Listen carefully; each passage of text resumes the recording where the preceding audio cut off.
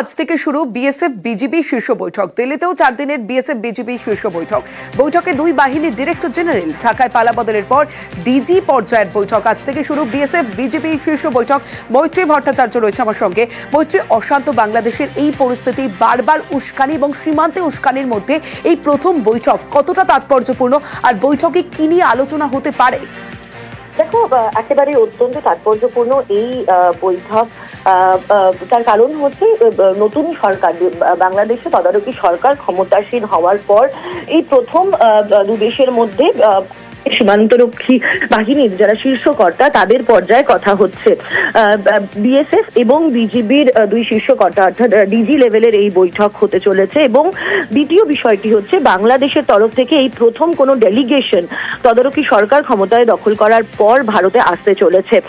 আমরা যেটা বিএসএফ সূত্রে জানতে পারছি, তার কিছুক্ষণের মধ্যেই বিজিবির যে ডেলিগেশন, যার নেতৃত্বে থাকবেন তাদের ডিজি, তারা এসে পৌঁছে যাবেন এবং আজকে তাদের মধ্যে কিছু আলোচনা হবে এবং আগামীকাল থেকে মূল আলোচনা শুরু হবে। এবার গুরুত্বপূর্ণ হচ্ছে আলোচনার বিষয় কি কি। আলোচনার বিষয়ের মধ্যে অত্যন্ত গুরুত্বপূর্ণ হতে পারে ভারতের তরফ থেকে তোলা হবে ফেন্সিং এর বিষয়টি। তার কারণ আমরা গত কয়েকদিনে দেখেছি যে গত কয়েক মাসে যে বিএসএফ এর তরফ থেকে যখনই ভারতের সীমান্ত সুরক্ষা করার জন্য ফেন্সিং দেওয়ার চেষ্টা করা হচ্ছিল, তখন বেশ কয়েক জায়গায় তারা বিজিবির থেকে বাধা পেয়েছেন।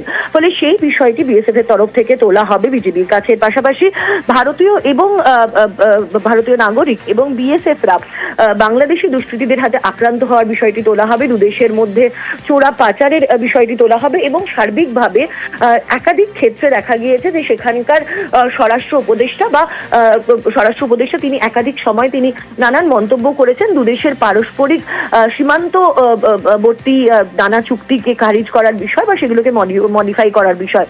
সেই বিষয়গুলোকেও তোলা হবে যাতে দুদেশের মধ্যে একই সঙ্গে যে দ্বিপাক্ষিক সম্পর্কের খাতিরে যে চুক্তি সই করা হয়েছিল, যাতে সেই চুক্তিগুলোর সম্মান রক্ষা করা হয় দুদেশের তরফ থেকেই, সেই বিষয়গুলো কিন্তু তোলা হতে পারে। আমরা যেটা জানতে পারছি বিএসএফ এর তরফ থেকে যে আগামী কাল থেকে মূল বৈঠকের পর্যালোচনা শুরু হবে এবং 20 তারিখ পর্যন্ত এই বৈঠক চলবে। একদিকে যখন বিএসএফ এর এই যে ডেলিগেশন টিম রয়েছে, বিএসএফ এর তরফ থেকে ডেলিগেশন টিমের নেতৃত্বে থাকবেন